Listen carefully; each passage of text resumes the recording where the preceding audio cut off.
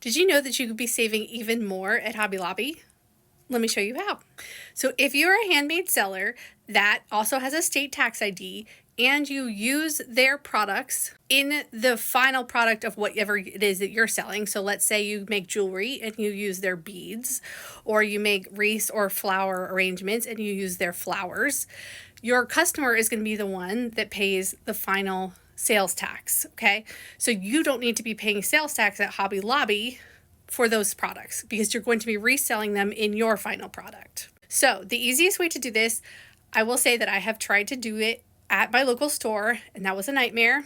The people there just didn't know the system. They didn't know the right paperwork, the right rules or whatever. So I just bypassed that completely. I went to Hobby Lobby's website, scroll down to the bottom and find the contact us and send them an email. They will route it to the right department. And then you're going to get a card in the mail. You'll have to send them your tax exempt paperwork and, give them some of your information. They're going to send you a card in the mail that you can use at your local store. And it just has my name, my business name, and my state tax number, the expiration date, and this is the card that I take with me when I go to Hobby Lobby. And when I go to check out any of the products, if I'm buying anything personally, I do have to make a separate purchase.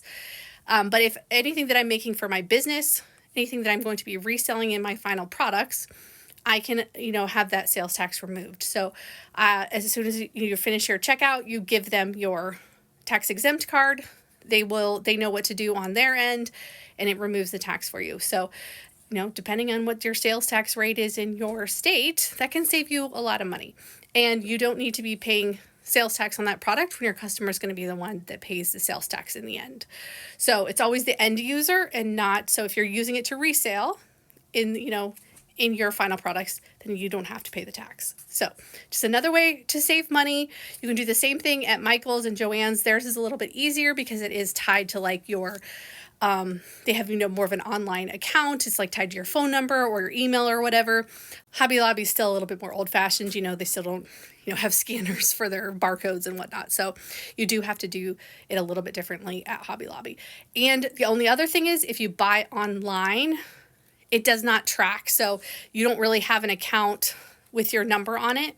So what you'll have to do is contact Hobby Lobby separately and ask them to remove the sales tax from your online order. So unfortunately, it doesn't know that you have a card when you place an online order. They still haven't connected that as far as I know from the last time I ordered. So, but these cards will help you in store.